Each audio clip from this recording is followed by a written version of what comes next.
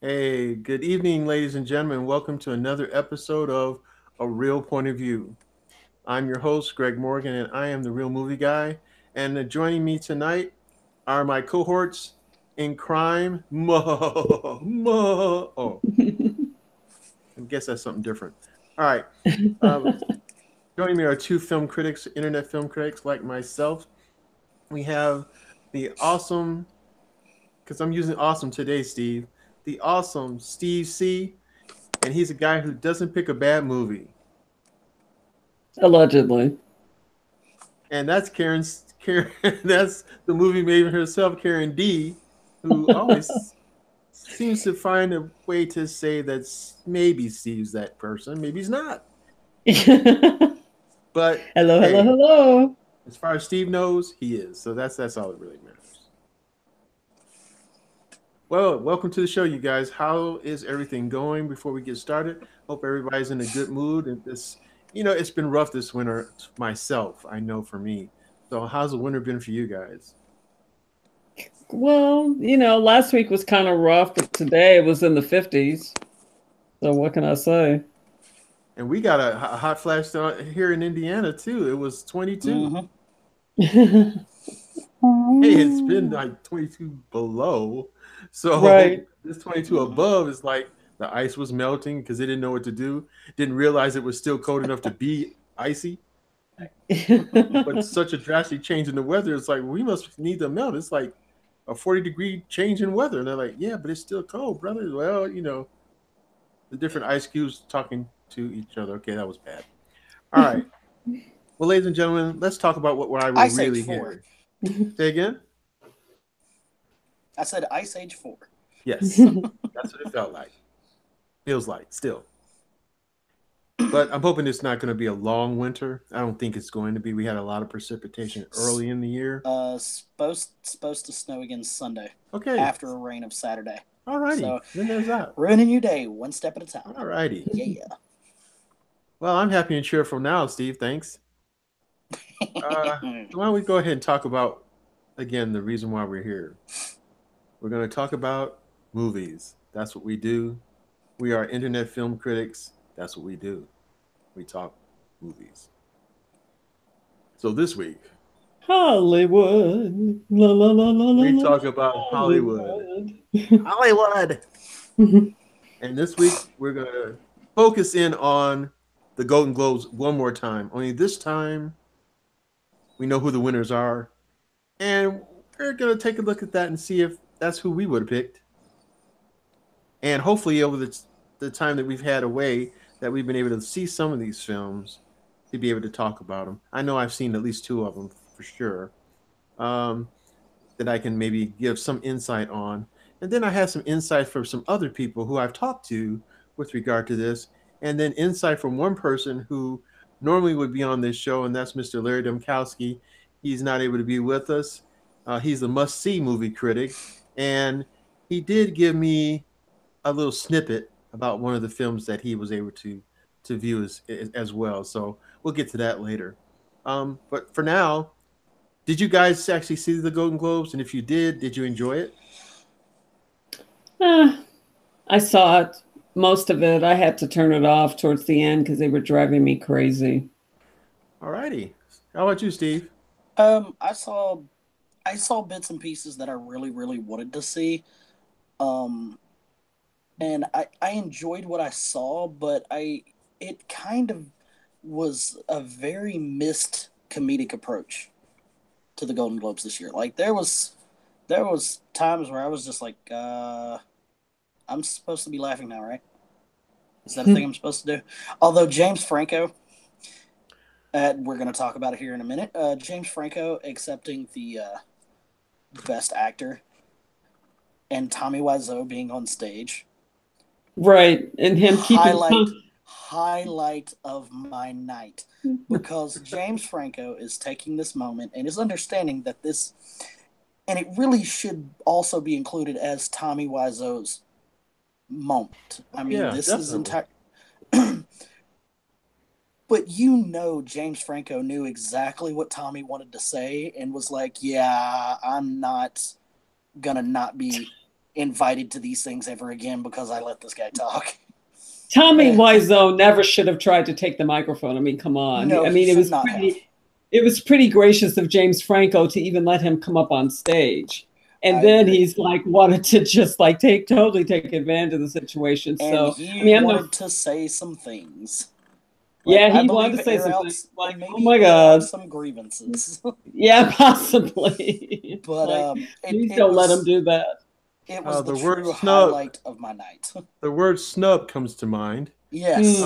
Yes. You know what? When I saw that moment, I saw it in two different ways.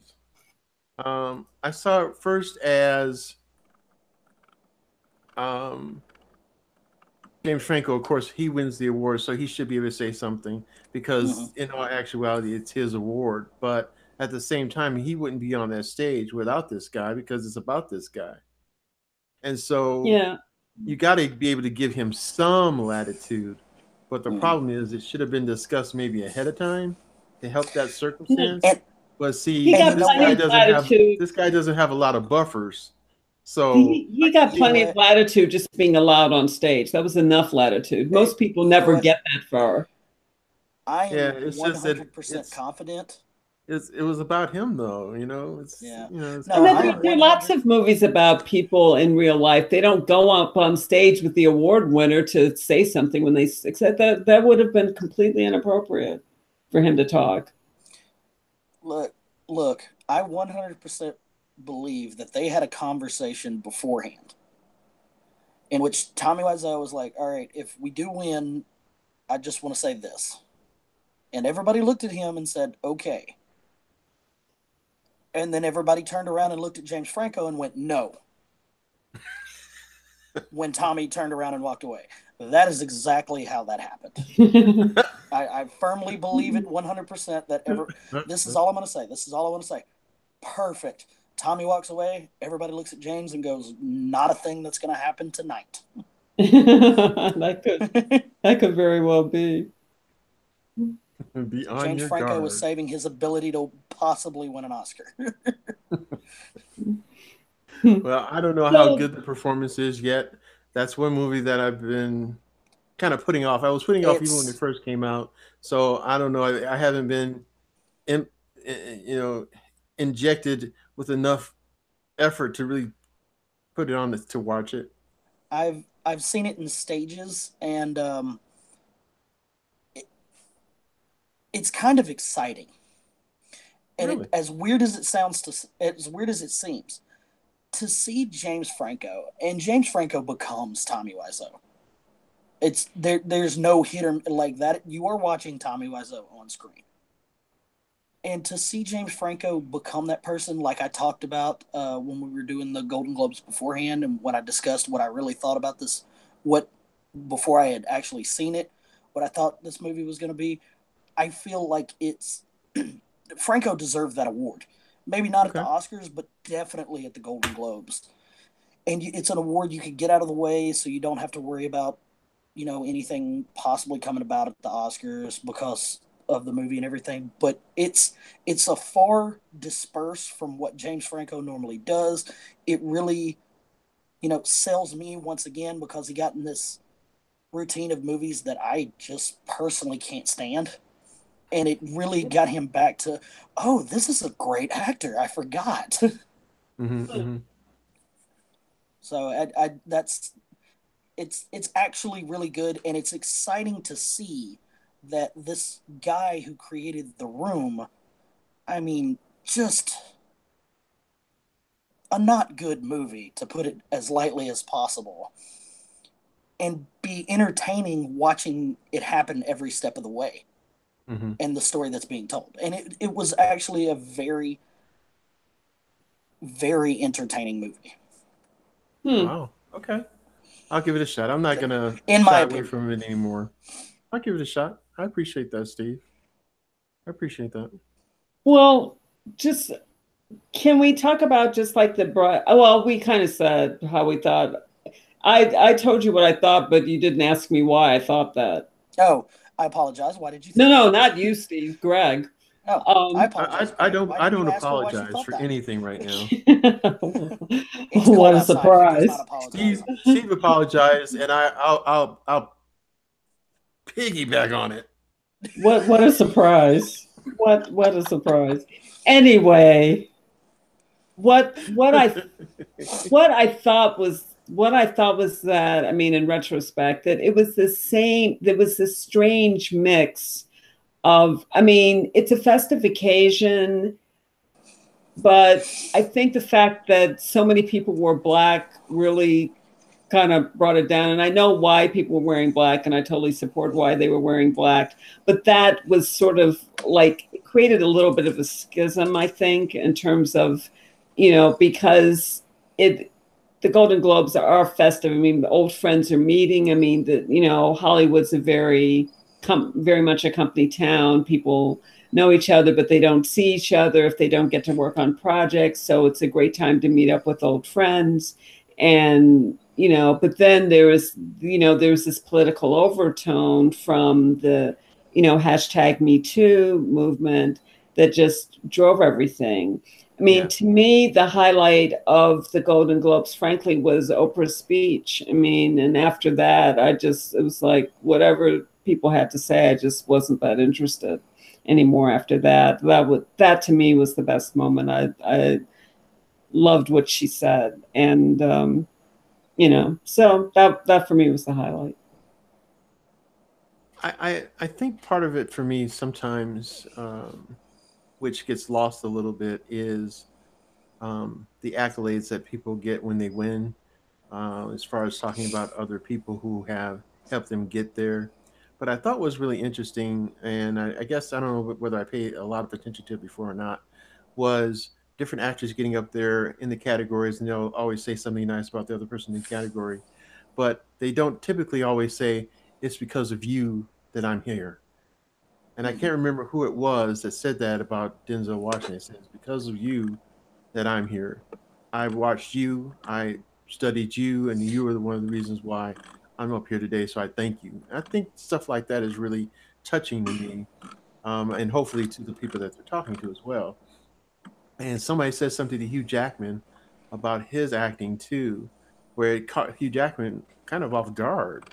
And those cool moments. It was Franco. Oh, right, exactly.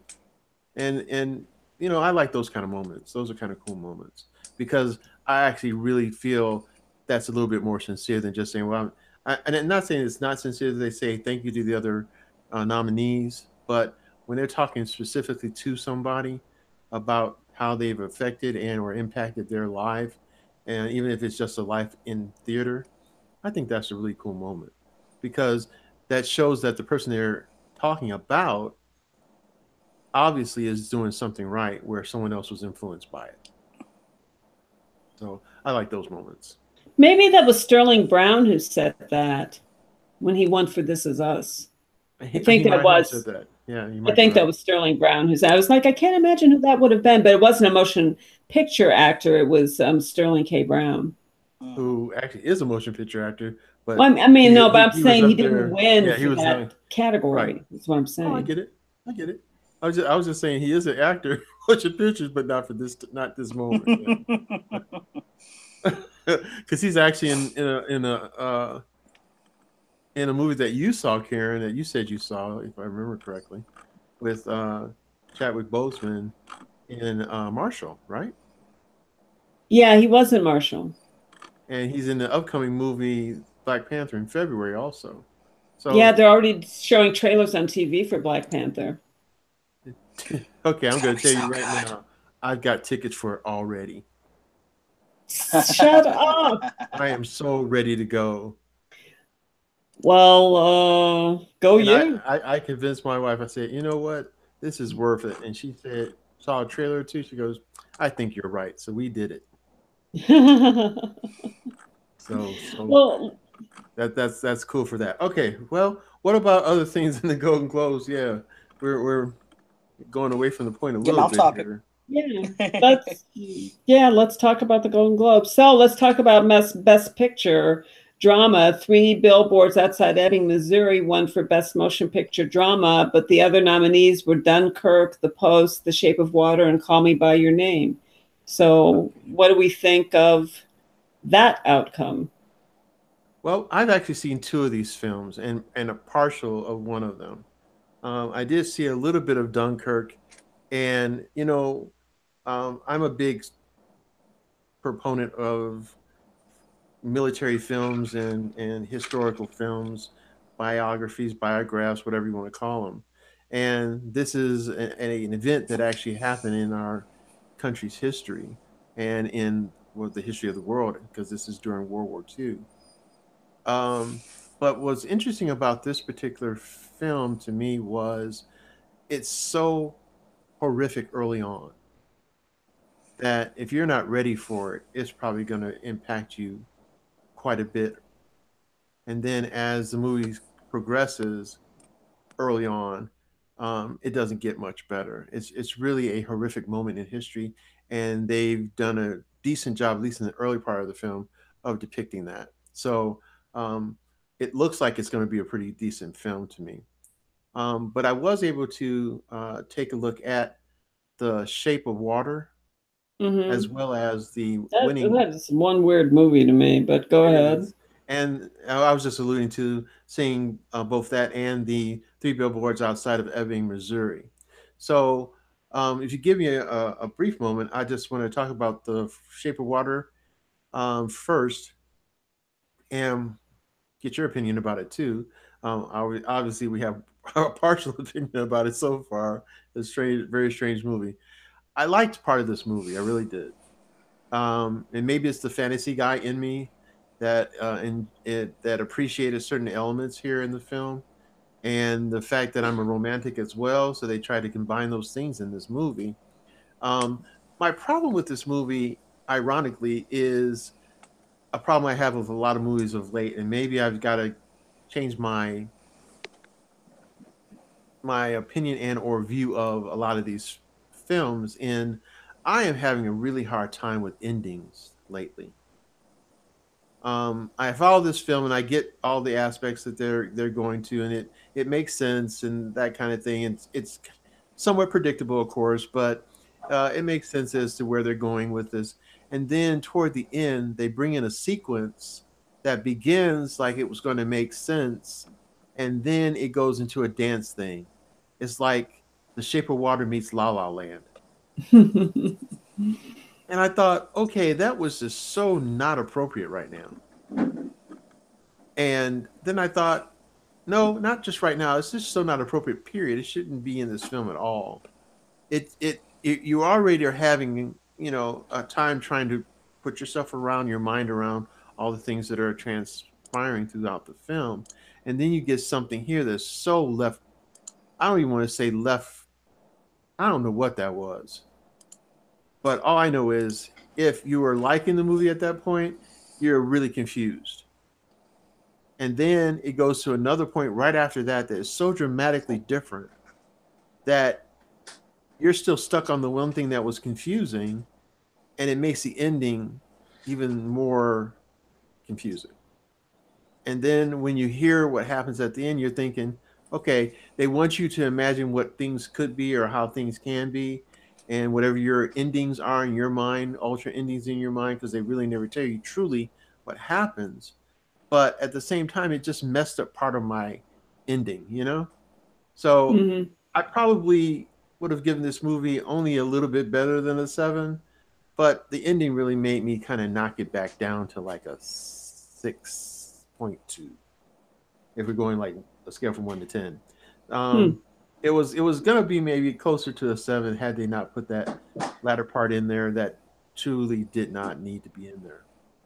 So last thing I want to say is going back to, well, before I jump off of that, what do you guys think? Well, I haven't seen. I've just seen trailers for The Shape of Water. It looks weird. I haven't seen any of the best motion picture drama. I haven't seen. I want to see The Post.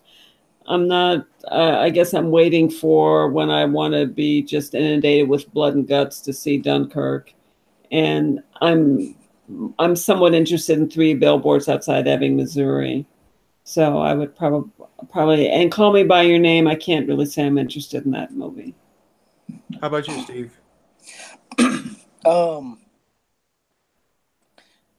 I was kind of waiting to bring this up, and then you went ahead and nosedived and killed all of what I was thinking about The Shape of Water. Oh, I'm sorry. Well, what were you thinking anyway? Maybe there's things that I can. If you said you Well, haven't seen it, I can illuminate. Maybe I don't know. no. I've seen it, Oh, okay. I'm sorry.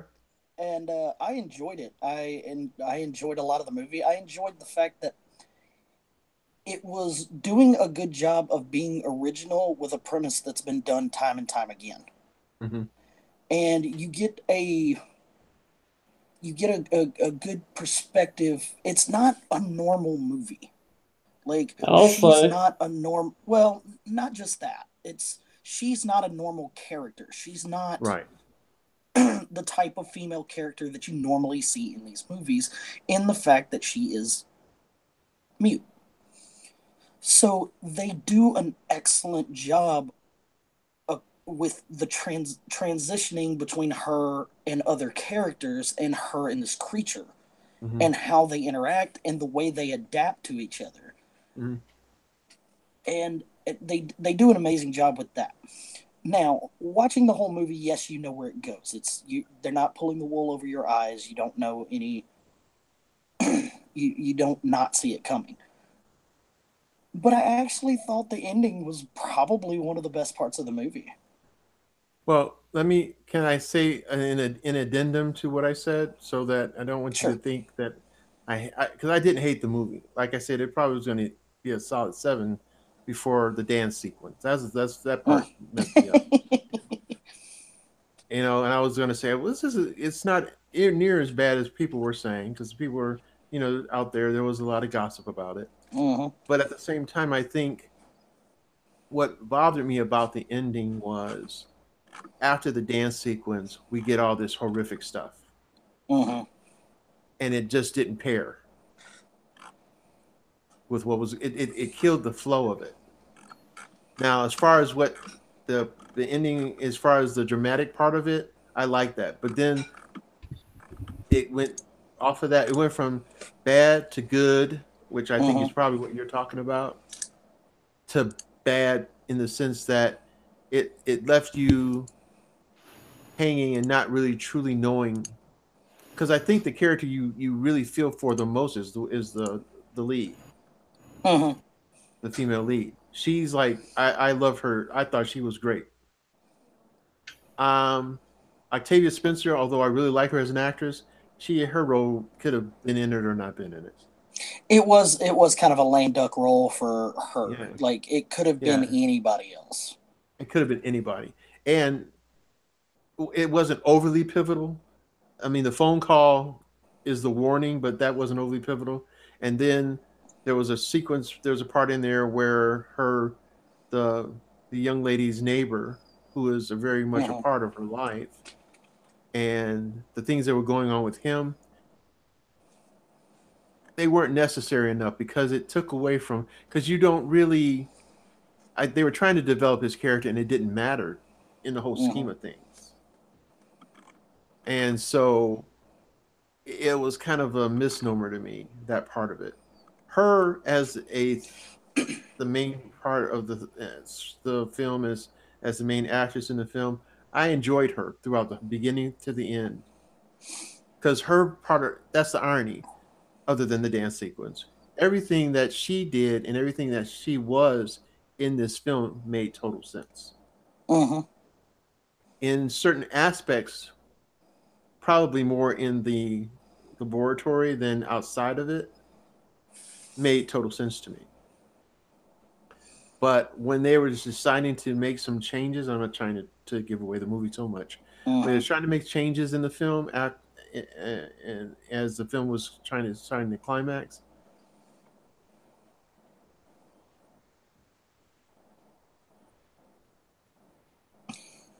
Just wasn't your cup of tea.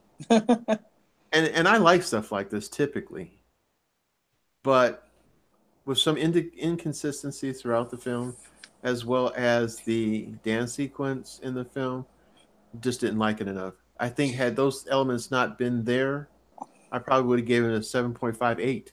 Mm-hmm. But and I I do will. understand what you mean about about Yeah, the ending though. yeah. One thing I do want to say too, I feel like for actor in a supporting role, they nominated Richard Jenkins for Shape of Water. I feel like they should have nominated Michael Shannon. He Yeah, he did a good job because I carrying didn't his. like him He at all. carried the other half of the movie. Yeah, it Like didn't. you need a hero, you need a villain, and of course the girl is our hero. That's our protagonist, and he did such a great job of making you dislike everything about him. Yep, he antagonized me so much I didn't even like him buying that car. Yeah, for real. But I feel like there was a misnomination there because while Richard Jenkins did a good job in the movie, he didn't matter as much as Michael Shannon did. That's my point.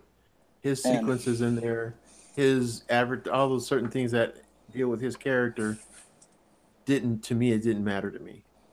But I think Richard Jenkins graduated from our college, Greg. I know. I'm not calling him a bad actor. I was telling my wife that too. I say I'm not he calling went him to a our bad actor. college, and yet I'm upset. I'm kind of upset with him right now.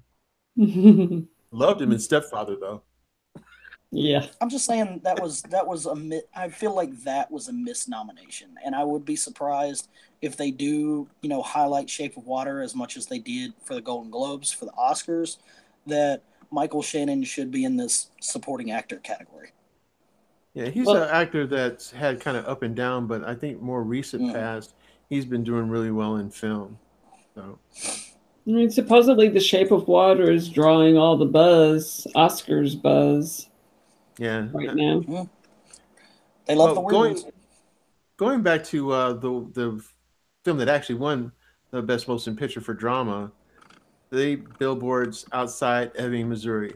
I'd like to invoke here a kind of since our fellow cohort, who's pretty much our uh, critic at large, Mr. Larry Demkowski of Must See Movies, he had a comment about this film, so I'm going to bring that in momentarily.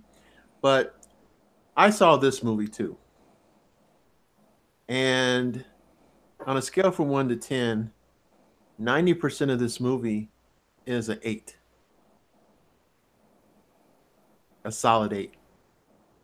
But guess what? The 10% Okay. that wasn't a solid 8, A 9? The ending. the ending. Oh, that's So right. You have a thing about endings. You don't like Yep. endings for movies. lately, Right now. now here's the irony.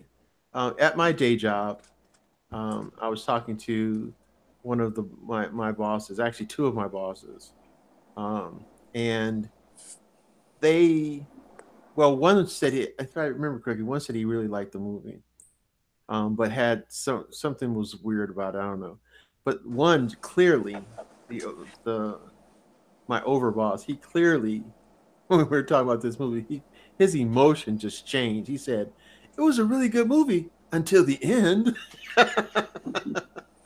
So it's not just me, guys. There are others that have I issues with certain endings in film, and I guess this is another one of those films whose ending was bizarre. But the majority of the film, I loved it. And Sam, what's his name? Sam Rockwell. Rockwell. He deserved a Golden Globe. Yeah. No. Yeah. And Sam Rockwell won for best performance by an actor, Yeah. best supporting actor um, in a motion picture, in any motion picture. And he well deserved it. I love to hate him in this movie. The one thing I want to say about Three Billboards is never in my life has there been a movie that I was so honestly disinterested till I watched the movie. The title throws you off, doesn't it? I had no want to see this movie. I mean, I heard the premise. I saw the trailer. I actually did not see a trailer for it. I read the premise of what the idea behind it was, the three billboards and everything, and I just fell in love with every single character, Mm. and they all are spot on. And the Everybody, woman in even the this movie, horses. what is her name? Which one? The woman who plays the lead. Oh, Frances McDormand. Francis Oh, McDormand. Yeah. yes. That character might be one of my new favorite characters in movies because it's been so long since you got a just don't take no crap from anybody actress that you believe. Yeah. Like, it's some actresses where you see it and you're just like, oh, okay, well, they're just playing that character. Like, it looks like she's that person in real life. She looks like she's that person.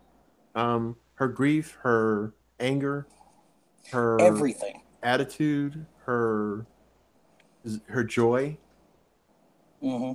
and which is closely connected to her attitude.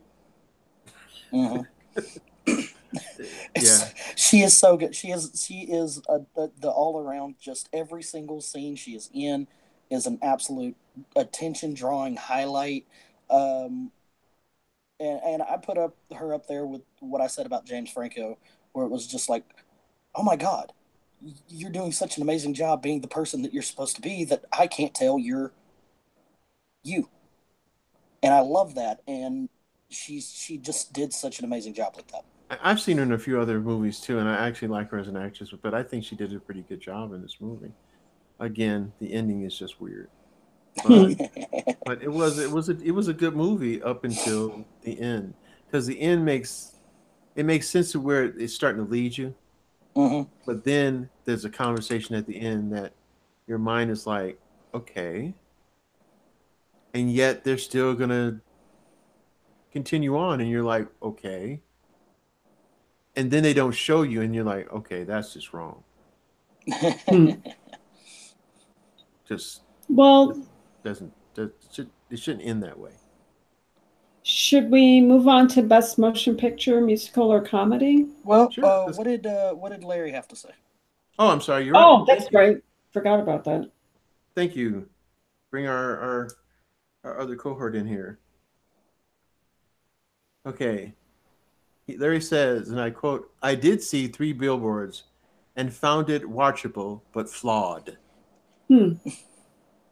Even the very good acting couldn't help overcome a bad screenplay." Oh Wow. wow, All righty That's then. wow. from Larry Donkowski of Must See Movies. So yeah, he liked the acting too, but the flaw. Well, I agree with one of the flaws was the ending. Hmm. Um, Now, bad screenplay. I don't know. I kind of like the movie because it made a lot. It made sense to me about how angry this woman was about the situation. The essence of the film is about a woman who lost her daughter to rape and murder. And so, with that being said, you know you're going to be a certain way. At least humanity makes you feel that you're going to be a certain way about something so horrific that happens in your life. But at the same time, how do you deal with it? And how she deals with it, and the things that she does, and then the quirky thing that happens, um, that is really interesting in this film, also makes you follow this and makes you be a part of what's going on, and you feel for her and you go through this journey. So I don't. I guess for me, I don't think the whole Scream Bay was a flop by any means. But at the same time, I think the ending was, in my opinion, um, is flawed. Now, I don't know about everything that Larry thought that was flawed, but Larry is a very theatrical guy, Mm-hmm. and he's probably seeing a lot of things that we may have overlooked. And in many of our conversations with him in the past, he's brought out some tendencies and things that he sees that maybe we didn't understand or see, and he makes good points.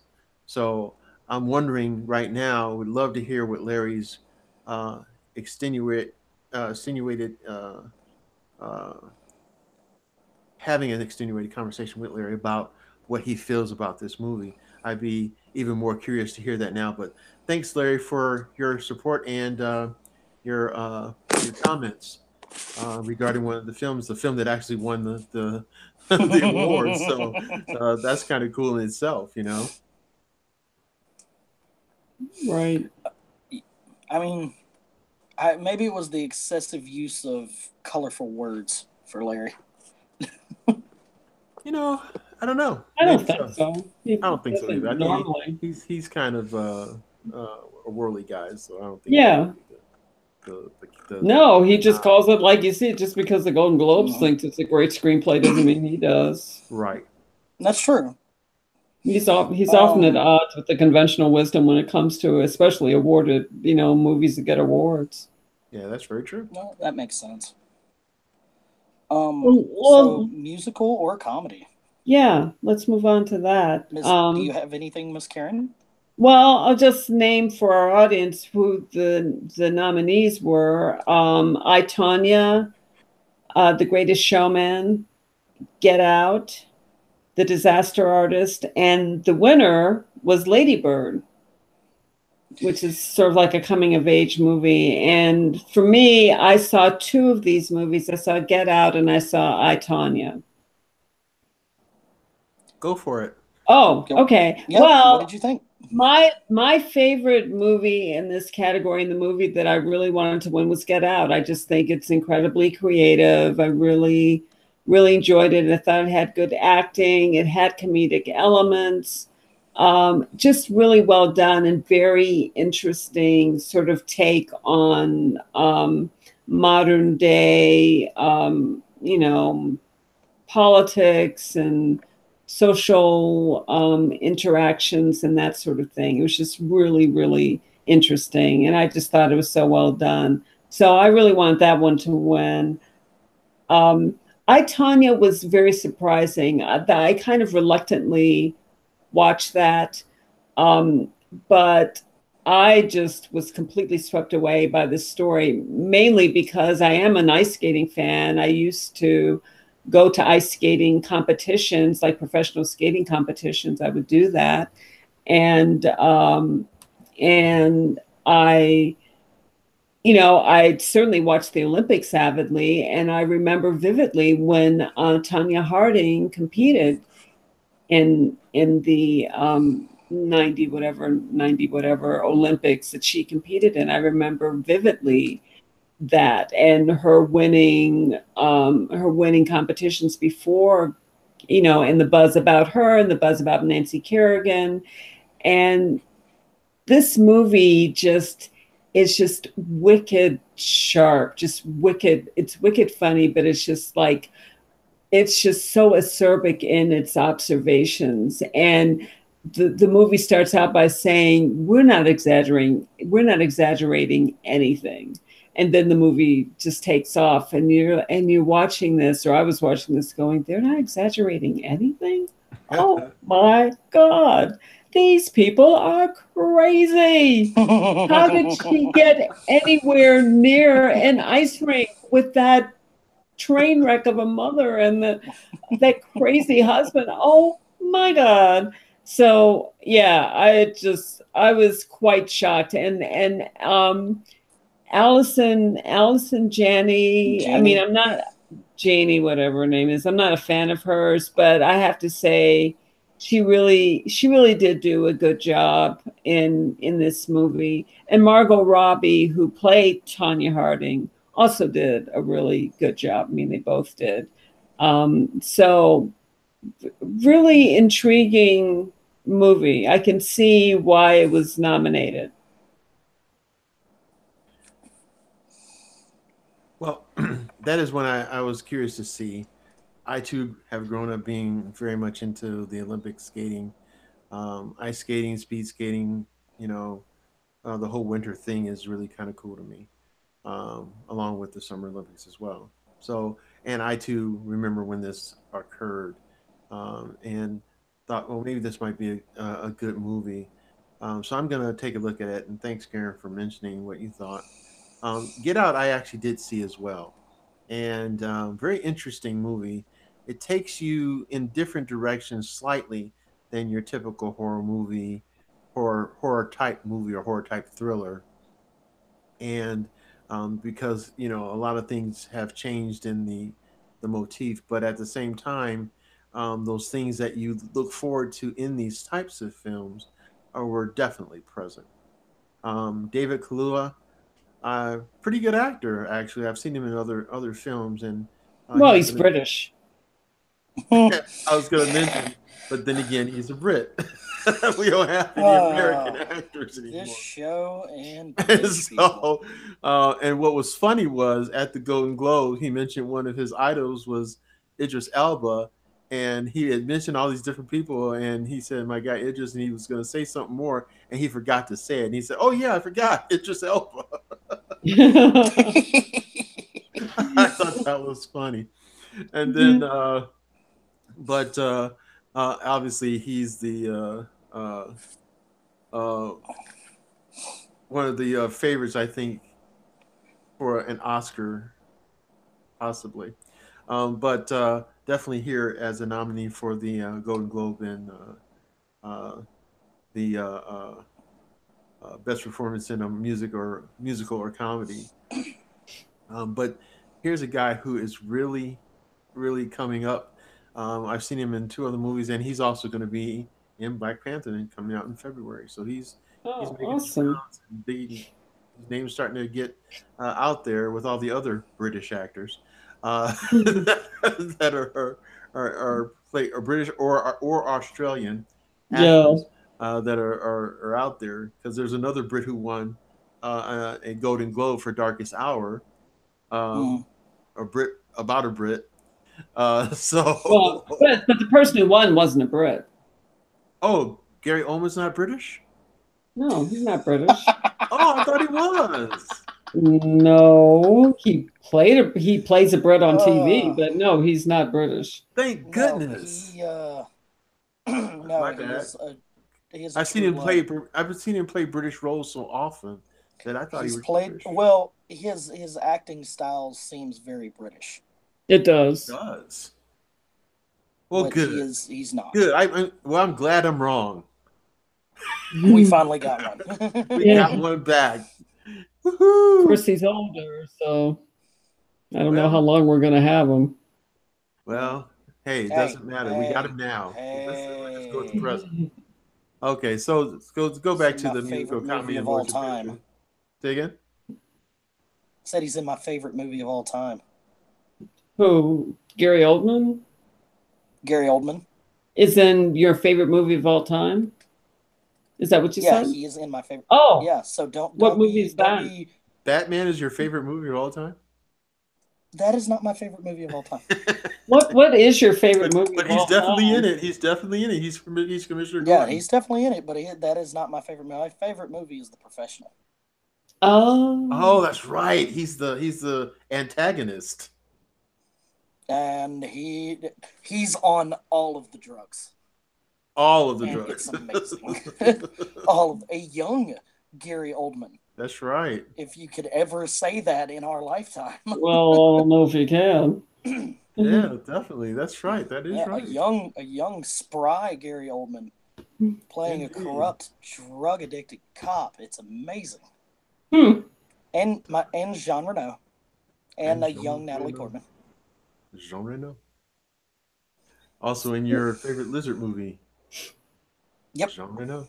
Well, we're not going to say that. Not your favorite lizard movie. My favorite lizard guy. About your favorite lizard. Right. There you go. But back to musical and comedy. Yeah. We once again get off track. Yes. Well, anyway, we've kind of talked about the Disaster Artist a little bit, or at least Steve did. Greg, do you want to say anything about any of these movies besides Get Out? Any of these other movies? Have you seen any of them? Well, as we live vicariously through others, one of my other supervisors actually saw The Greatest Showman, and he says, and knowing this guy, this isn't necessarily one of the movies that he would pick directly. I think it was more his spouse and them just seeing a movie together. So she convinced him probably to see this movie. But he said once he got in there, he was really amazed at how talented Hugh Jackman was. Mm-hmm. other than the movies that we've seen him in, like the mutant movies as Wolverine, for example. Wolverine. And so he said he was really abacked by how talented this guy really is. So that made me really curious about this movie. So I'm looking forward to trying to see The Greatest Showman with Hugh But Jackman. but I'm not, I mean, I'm not hearing a buzz about how good the movie is. I'm just I hearing do want buzz to talk about about this. how good Hugh Jackman is.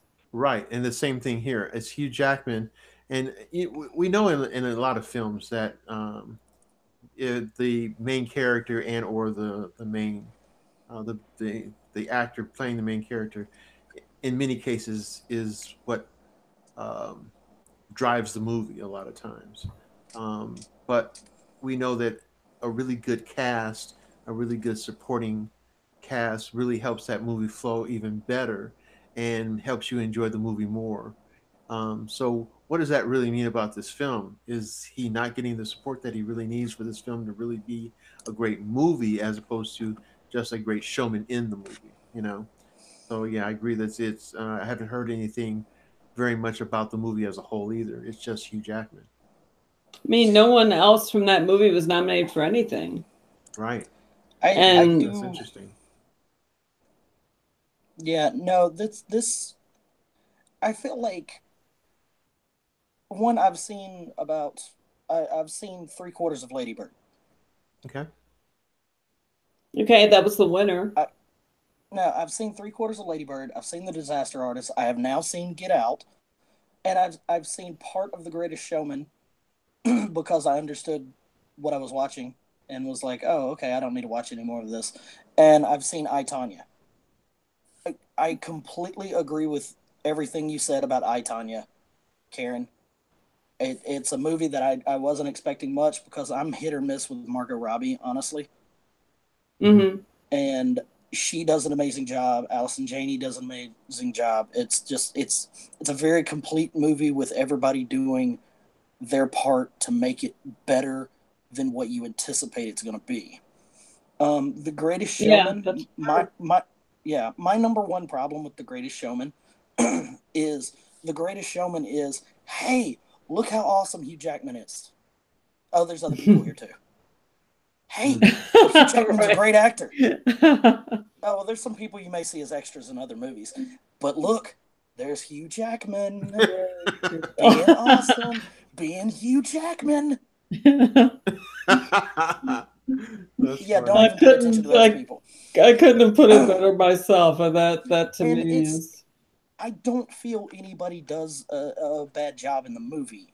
It's just the movie is driven by Hugh Jackman, and everything is meant to bring attention to Hugh Jackman and his acting in the movie. And I feel like I'm not going to say this movie doesn't deserve a nomination, but I can think of another movie that I would have nominated over this, but that would just be my bias. It sounds like that's what you're saying.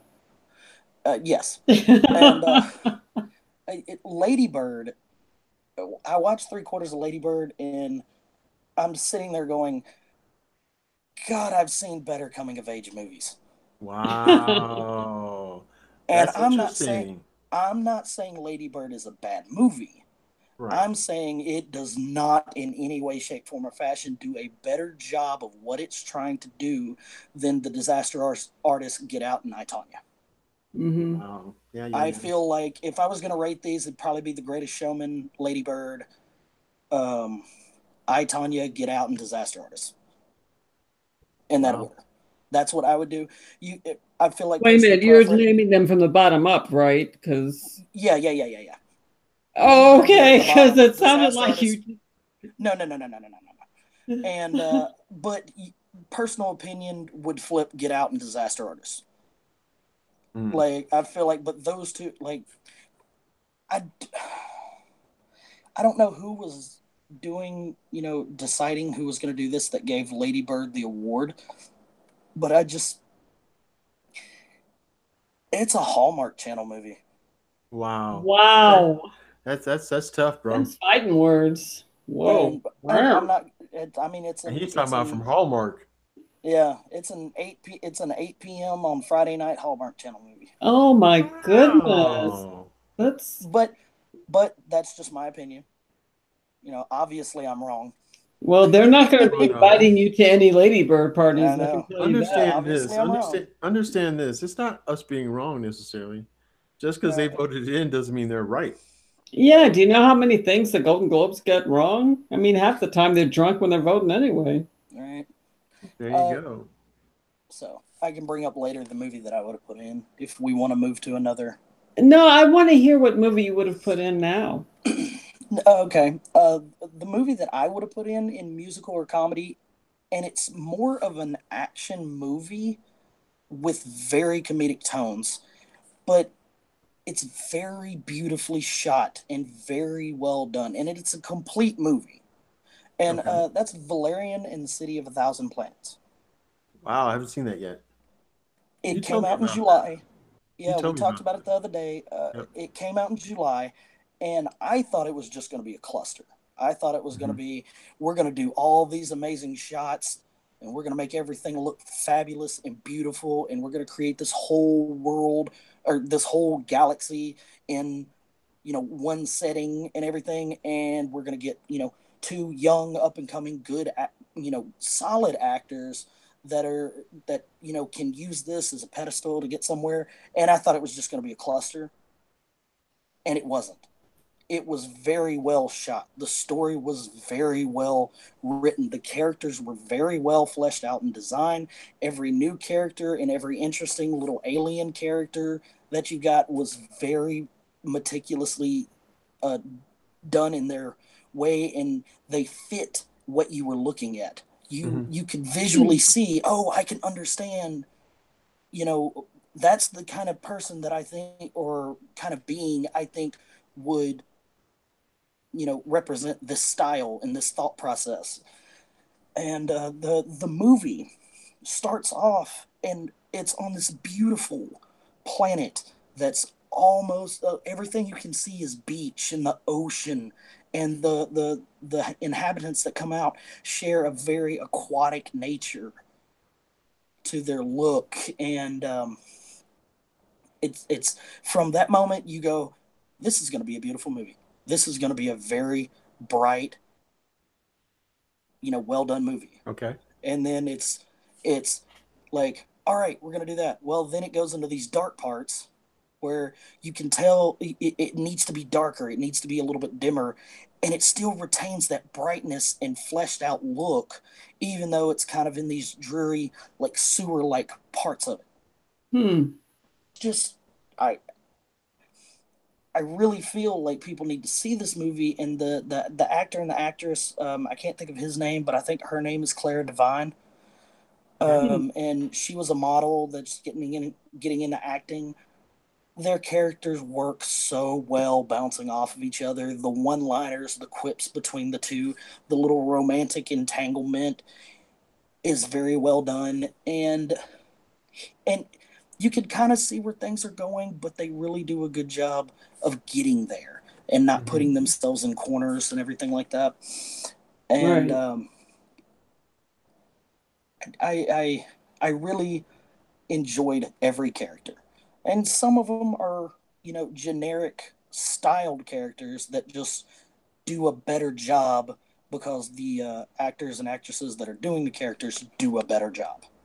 Mm-hmm. And but I give major props. I would put this movie in musical or comedy just for the one-liners and the way the lead characters bounce off of each other, and it's just an overall beautiful movie. Hmm. Wow. Okay. So, That's cool, Steve. and Well, it's It's worth and taking it's a weird, shot. and it's got Oh, a, and it's it's got weird. like the little perfect amount of weirdness, because you're just like, oh, okay, that's the thing. Yeah. well, should we move on to best performance by maybe actor or an actress How about in a we do motion both at the picture same drama? time? Yeah, that's what I Let's was do. thinking. Yeah. Our nominees in the actress category were Michelle Williams for All the Money in the World, Meryl Streep for The Post, Sally Hawkins for The Shape of Water, Jessica Chastain for Molly's Game, and the winner was Frances McDormand for Three Billboards Outside Ebbing, Missouri. And then in the drama category, Denzel Washington was nominated for Roman J. Israel, Esquire, Tom Hanks for The Post, Daniel Day-Lewis for Phantom Thread, Timothée Chalamet for Call Me By Your Name, and Gary Oldman won for Darkest Hour. So out of those movies, out of those performances, I haven't seen any of the actresses, so I won't speak to them. I saw Gary Oldman in Darkest Hour. As for me, I did see Sally Hawkins in The Shape of Water, and as I alluded to before, she was the part of the movie I enjoyed. So I think she deserved the nomination, in my opinion. Mm-hmm. I've seen a lot of trailers for Jessica Chastain, who I'm probably a little bit biased because I like her as an actress already. But Mm-hmm. Me too. The trailers that I've seen for Molly's Game makes me want to watch it. So, and It looks intriguing, doesn't it? It does. And even though Idris Elba is in this movie, I don't think his part in this movie is going to be overly pivotal. But at the same time, I think Jessica Chastain's part in this movie is, of course, going to drive this movie. This is a biopic, also, and it looks really, really good. So I'm kind of excited about that movie. So her being nominated makes me even that much more excited because obviously someone thought she did a good job as well. So. Mm-hmm. And then, what about you, Steve? I feel like I've seen two of the movies. I am really interested in Molly's Game. I agree with you that Meryl Streep probably did a good job in The Post, but I think it's just, hey, it's Meryl Streep. Let's give her a nomination. Right. So, and then Michelle Williams, All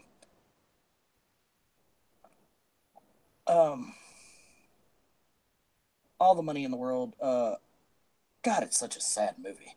Yeah, another biopic, actually. I felt like she did a really good job, and I felt like, honestly, she drove more of the movie than anybody on the cast. And, but, you know, I just don't feel, I felt like Sally Hawkins and Frances McDormand, you could flip one for the other if you really wanted to. I thought their performances were, you know, grade A on top.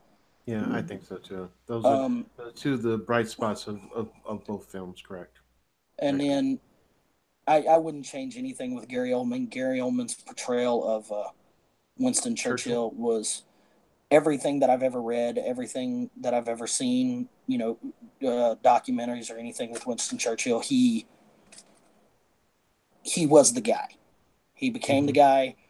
He looked so much of the part, and you could he did a good job embodying the tone and attitude of Winston Churchill. And those are two things that if you're going to do anything with Winston Churchill, you have to have those two things. Above all else, you have to have those two things, or else the entire part falls apart. Well, I saw The Darkest Hour last week, and I'm not a Gary Oldman fan, but I was blown away by Gary Oldman's performance. I just thought he doesn't look anything like Winston Churchill, but you saw him walking around and you would swear that was Winston Churchill. And it wasn't just that they did this great makeup job. Like Steve said, he really, he put on that persona and he became that man. And I think the movie itself was also just a really compelling movie because it captures a really pivotal moment in Western civilization, because we were on the brink of changing. And it wasn't from the American perspective, because when this movie took place, it was well before the Americans got involved in World War II. The Americans didn't get involved until 1941. These events were taking place in the late 30s, right, when Hitler was, marching across Europe. And Winston Churchill was not a popular was not a popular choice to become prime minister. Literally, he was the only person left standing. There weren't that many people who could take on the job because the king kind of had to say, give his blessing. And, Neville Chamberlain had been completely discredited as an appeaser at this point in time. And Lord Halifax was just not interested in becoming prime minister for whatever reason. And the only person left standing with any gravitas was Winston Churchill, but not a popular choice. The king didn't like him. His own party didn't like him. And the opposition party hated him, mainly because he was this smart guy who was actually right about Hitler. And he was the one. He's right about everything. He had sounded the alarm about Hitler years before Hitler became the huge problem that he became, and no one listened. And then when it was obvious that Hitler was this huge problem, he was the elephant in the room, literally trying to eat everything up. Then they were mad at him because it's like, well, we don't know what to do with this elephant in the room. And why did you have to bring it up? It's like, why'd you have to be the messenger? It's like, no. And then the response of the British people was, or not the British people, but of the British politic was, okay, we've got to find a way to negotiate with this huge, elephant before the elephant stomps all over us. And Winston Churchill was like, effing no, we are not doing that. Okay, maybe we will. He was getting so much pressure to do that. It's like, okay, I'll consider it, but no, hell no. We are not doing that. We can't negotiate with these people. These people are not negotiable. So we need to suck it up and, put on our big boy panties and deal with it. We let it grow into a monster. Now we've got to get rid of the monster. So it's a really amazing story. It sort of reminds me of the Cuban Missile Crisis for America, where literally Britain was on the brink and of just being sucked up into the Nazi vortex, or actually taking a stand and saying, this far, no farther. So I just thought it was a really amazing movie. The movie was about Winston Churchill, and everything pointed to Gary Oldman and his performance of Winston Churchill, but not in the way of The Great Showman. It was more like all of the performances were good in this movie, but just the journey of this particular man and how he managed to lead his country out of the darkness and into the light. The light. Yes, Stephen. I think she was going to say the light, or she could have been saying into the abyss. Into a place of honor. How he managed to do that is really never been so wrong in my life. Yes, it's really compelling. It's really a compelling film. So yeah, that's a movie that I saw it once, and I would definitely watch it again. Now, and to go further on, I think that sounds good because I really want to see that too. I haven't had the opportunity, but a movie that I'm kind of intrigued by because of the trailers that I've seen is Phantom Thread with Daniel Day-Lewis. This is Daniel Day-Lewis's last effort in his retirement, prior to his retirement. So I'm really intrigued by the film and about a designer whose muse catches him back in enough to fall in love, and how this affects his work. It seems really interesting. I'm not a huge fan of designer people in film and all that stuff necessarily, but at the same time, I saw this trailer and I thought, wow, this seems pretty good. So I'm intrigued by it. So that would be something I would also like to see. So in this category, definitely want to see The Darkest Hour. Definitely want to see Phantom Thread with these two wonderful actors. Now, a movie that I wasn't whose trailers have not impressed me, even though I'm a very much a fan of Denzel Washington, is Roman J. Israel Esquire. It the the the trailers that I've seen so far haven't put me in the mode of really wanting to see this movie badly. Yeah, Um, I agree with you. so I'm I'll be not honest. sure why. I mean, he looks. he looks crazy. Denzel Washington as Roman J. Israel looks like a crazy The dude. But I'm like, the that's not enough to get me to the movies Right. theaters. the the movie, it's a smart guy being the bad guy. Okay. And when you watch the movie, you'll get it when I say that, but that's really it. It's just a smart guy that by the end is the bad guy. Well, do you think Denzel And Washington deserved a nomination? not at all. Okay. I like Denzel Washington. I have This is the first time I've met a movie that Denzel Washington was in that I couldn't just go, man, it's Denzel Washington, so it was a good movie. Yeah, yeah, and that's my feeling here too. I think such a good actor, and again, haven't seen the movie, so I can't truly say, but it seems to me such a good actor. This film, the presentation in the trailers, does not give me any reason to watch the movie. So it's going to be a little while before I catch this one, ladies and gentlemen. It's going to Yeah, be a little while. I used to have a thing where there were three actors that, even though other people's opinions of certain movies, uh, varied quite extensively, I could argue that it wasn't a bad movie. Mm-hmm. the The three actors are Tom Cruise and Russell Crowe, Mm. which both of them just obliterated my thought process like a year ago or 2 years ago when The Mummy came out, and I was just like, oh my god. Yeah, pretty bad. And then Denzel Washington, who I, I I could argue any of his movies if anybody argued against him, and Roman J. Israel Esquire, I'm just like, all right, universe, you win. Yeah, And this is I definitely no need to great see the. debaters, I I'm saw the sure. movie.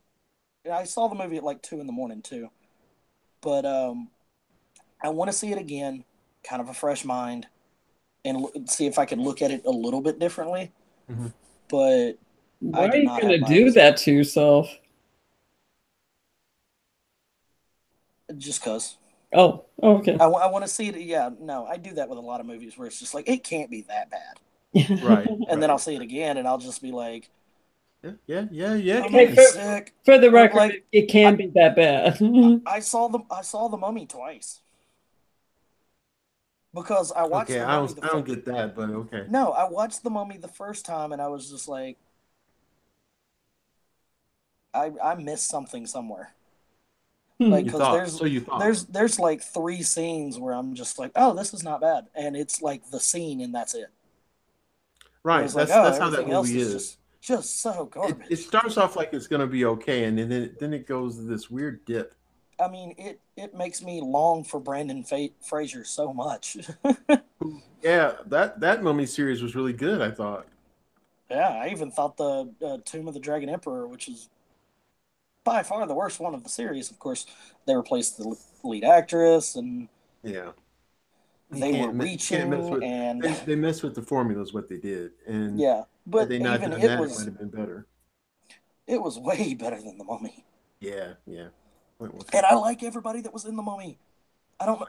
It's just like, There's good. Yeah, there's good actors and God, actresses in it. It's yeah, just your screenplay makes me want to choke you. yeah, it's kind of like Larry said about the other screenplay. That's how you feel, Bad Exactly. screenplay. Well, All let's go right. on to best performance by an Best actress in motion performance. picture, musical, or comedy. And the And nominees best are performance by an actor too. Yep. yep, and the Uh, nominees for um, best actress were Emma Stone for Battle of the Sexes, which if no one knows it, that's the uh, um, Billie Jean Billie too. Jean and Bobby Riggs uh, Hmm. biopic.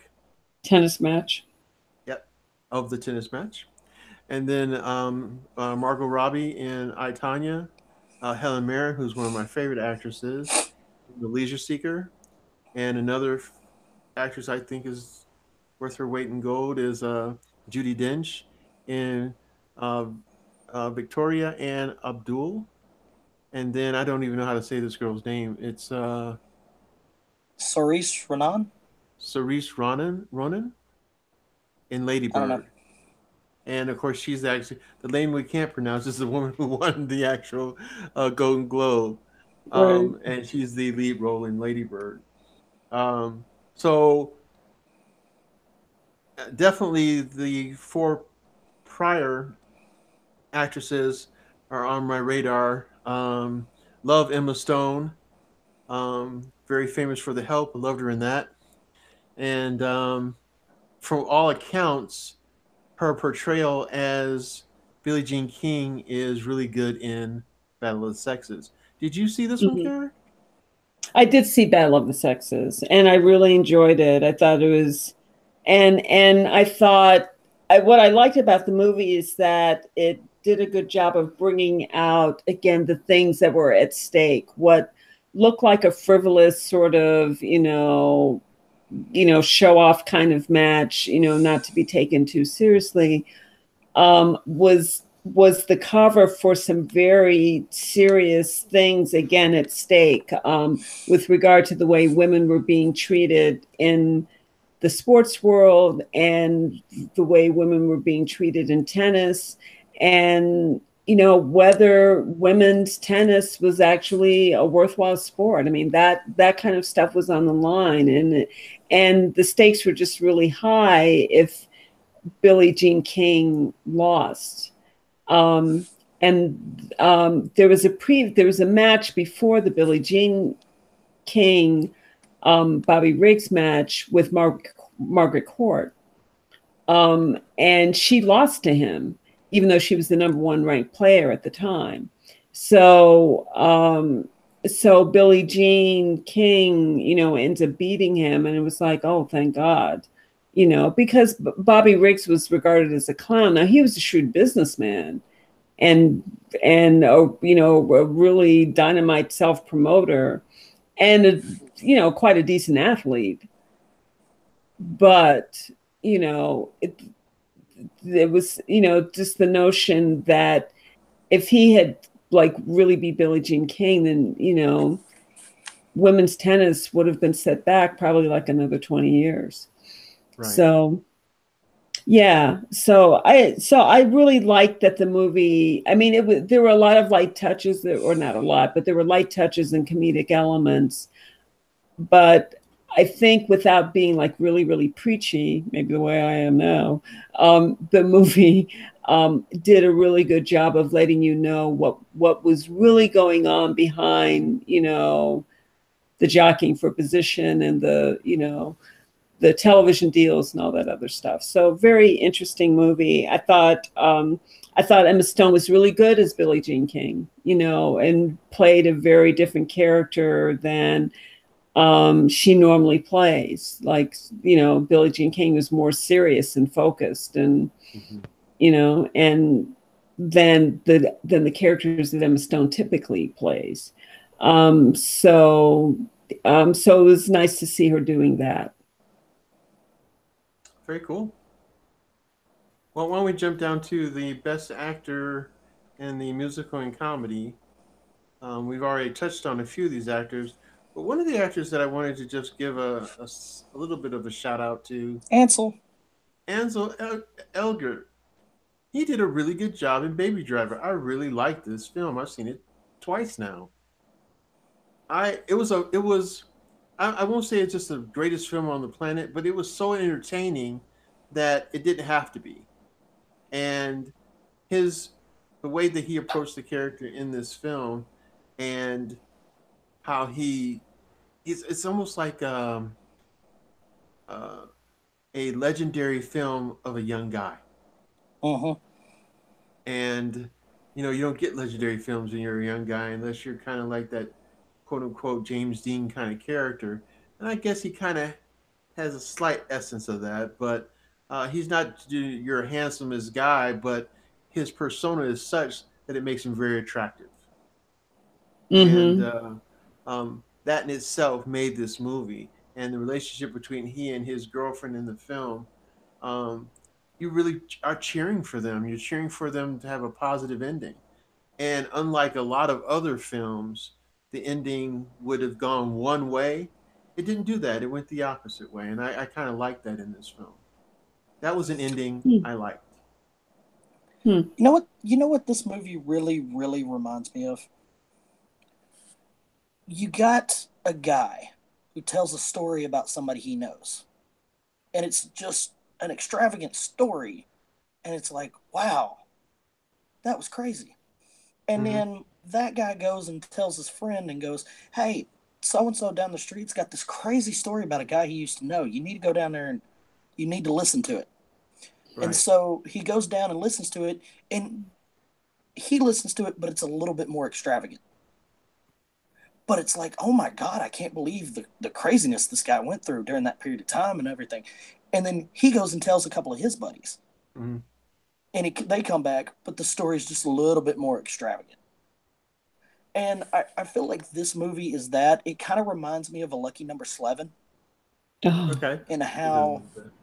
the movie really doesn't.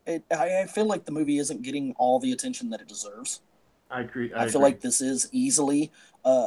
I feel that this is a top five movie of the year. I think so too. I think Not a I, joke. I Maybe in agree at with the you. number five, but it is a top five movie I agree with you. I and think it's not deserves to be getting the watched buzz. by everybody. Yeah, I agree. I And don't think it's getting the buzz that it deserves. And even and the fact that he was nominated here should tell you something. Wait a yeah, minute. He who? What? Ansel Elgort. Oh, That's oh, over Baby Driver. Are you still Yeah, talking about Baby Driver? I thought we'd of moved course on. we are. No, oh, that oh, movie is earlier. amazing, and you should watch it. And you will be enthralled the exact same way we are. Again, it Hmm. reminds me of Lucky Number 11. Not a lot of attention coming out the gate, but the movie gets better every time you see it. Yeah, it's Hmm. almost like a legend, and it's not even a legend yet. And Yeah, along with that, a really good movie, a really good movie music in this film. Mm-hmm. Lots of really good soundtrack's amazing. songs. Yes, The it just adds to it. And it was really fun. I enjoyed that movie. the way they do a young styled romance is very very well done. I thought it was well done.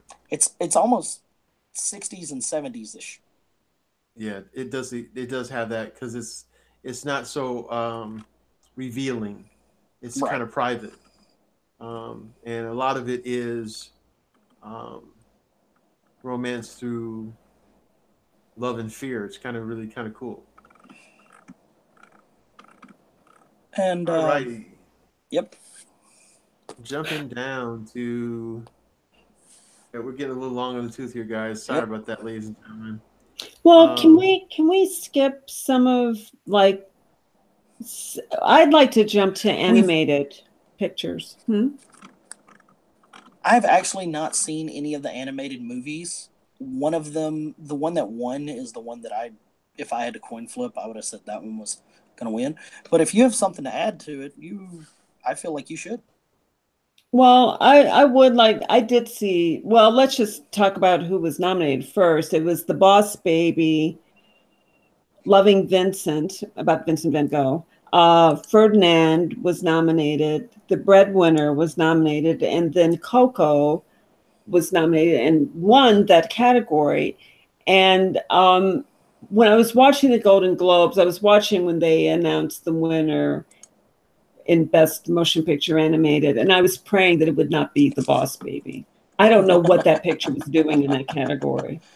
I mean, seriously, it's like really just because it's Alec Baldwin or just because it's, I don't know, whoever put out. I mean, it's probably an okay movie, but there's nothing compelling about this movie at all. It's just, it's just the typical Hollywood, let's make money by throwing some, animation on the screen, and we don't have to pay the actors that much because we're not paying for costumes and we're not paying for makeup.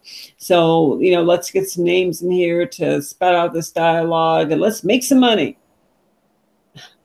Yawn. nothing compelling about this movie, and it's a shame that it was nominated. Um, that does not apply to the other I mean, the other animated pictures, Loving Vincent, Ferdinand, The Breadwinner, Coco, in my opinion, seem to be worthy of their nominations. Now, I just saw Coco today, Okay. and I was just blown away by what a good animated picture this was. I just thought it was amazing. Not only was the acting just amazing, like the child who plays the lead character in this animated picture is just amazing and just evoked all kinds of emotions. And I mean, he's a kid and he sounded like a kid and he just came across as so genuine. Mm-hmm. And but it wasn't just him, it was also all the other actors, the other characters in this story were also really good. And it created this really interesting story. And add on top of that the animation, which was amazing. It was absolutely stunning. I could not Wow. believe it. How, I mean, what it took to create some of those. I mean, the portraits, I mean, they look like they were shimmering practically.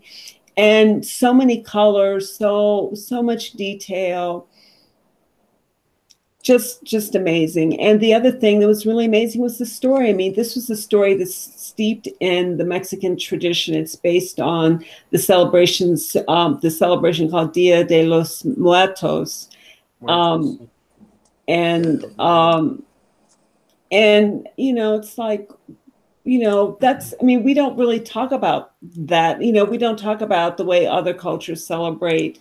We talk about Halloween in the United States, but in Mexico, they don't give a crap about Halloween. It's Dia de los Muertos. That's the thing that, and there are all of these traditions that, you know, are are part of that particular celebration, and religion, and all kinds of other things. And so this movie actually, without saying we're going to talk about Mexican culture now, they just told a really terrific story about a kid on that day, because this kid wants, there are things that the kid wants, and so it just told his story, and it was charming and beautiful and poignant. It was just amazing. So I can see why it won. I don't know about, I mean, Ferdinand looks interesting to me too. And Loving Vincent definitely looks interesting, but Coco would just, I mean, it'll just grab you. It's Wow. heartwarming and just a wonderfully done, very well done story. Wow, that sounds compelling, Karen. Very, thank you. I think I'll go watch it now. Got my Yeah, vote. definitely. I think you would love it, Greg. I really do. Well, last thing I wanted to mention in here, and I did see a Boss Baby. Mhm. Interesting, but not special. Um, and but one thing I wanted to interject before we get out of here had to do with the supporting roles in a motion picture that Allison Janney won. But a person who was nominated, who I thought really did a good job in a film that I thought should have been nominated and wasn't. The film is named Mudbound, and the Yeah. person nominated was Mary J. Blige, who we all know as a recording artist primarily, but Hmm. has put her foot in the acting well, on and off, and a few times even more recently. I think she did a wonderful job in this movie, and her being nominated in this category in the Golden Globes, I think, was poignant, made a lot of sense. I Hmm. really enjoyed it, and the movie itself is a really heartfelt movie, and it was sad, many sad implications involved in it, but a movie that has an interesting ending. Um, since I'm talking about endings, not the ending you expect, but an ending that I accept. And but the movie as a whole was a really good movie, really good film. Cool. So if you haven't seen Mudbound, you should see Mudbound. Yes, it's available. You can, if you have a Netflix account, you can stream it on Netflix. It was released on Netflix and in the theaters at the same time. Very good. But yeah, definitely take advantage of that. It's a good film. So That's awesome. That's my take. So what about you, Steve? Any other films and or people involved here that you thought was worth their weight in gold? Um, Sam Rockwell. Sam Rockwell Yeah, winning best best performance by an actor in a supporting role. I don't see anybody taking the Oscar away from him. I don't either. I think he's going to get Yeah, it. I feel like that one's a shoe in. Allison Janney, out of the five, I'm I need to see Mudbound, but having not seen it, Allison Janney is just also that character that just really drives the movie and just and somebody needs to throw Tanya's mom in front of a bus. I'm just saying. And But we're not endorsing that. I'm not endorsing No, that. not at all. Not at all, ladies and gentlemen. And we don't But hurt animals either. uh, no. So And then Michael Shannon needs to at least get a nomination for his role in The Shape of Water. As there you have it, Strickland, ladies and he gentlemen. needs it, and I don't think he needs it. I think he deserves it. Wow. Well, there you have it. Hmm. I guess we're looking forward to in February the Oscars. And Black Panther. And Black Panther. Well, I'm definitely looking forward to that. Got my tickets already.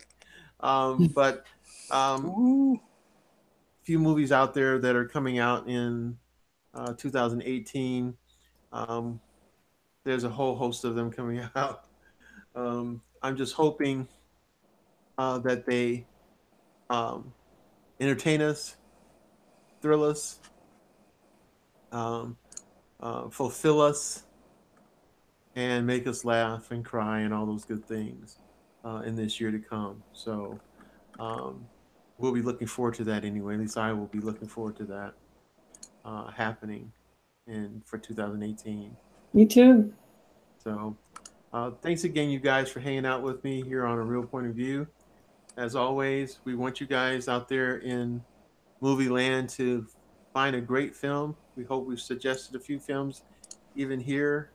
Um, and if you're a big Star Wars fan, you can look forward to Han Solo coming out this year, the Star Wars story, and Avengers Infinity, Black Panther, just to name a few. And if you're a Deadpool fan, that's coming out this year too. I'm looking forward to a new movie out there called The Red Sparrow. If you like espionage and hit women, that's a good one for you. So just make sure you're out there trying to pick up all the movies that came out this past year. Get a chance to see those ones, the movies that were nominated for the Golden Globe, as well as those who that weren't nominated for the Golden Globe, and hopefully some that you've heard mentioned here on this program and on this show today. So thanks again, Karen and Steve, and happy Saturday. Yeah, happy Saturday. Have a good night, you guys, Yeah. and thanks again out there. Check out our other episodes on our YouTube channel at A Real Point of View. Um, thanks again, everybody. Have a good night. Night. Bye. Ciao.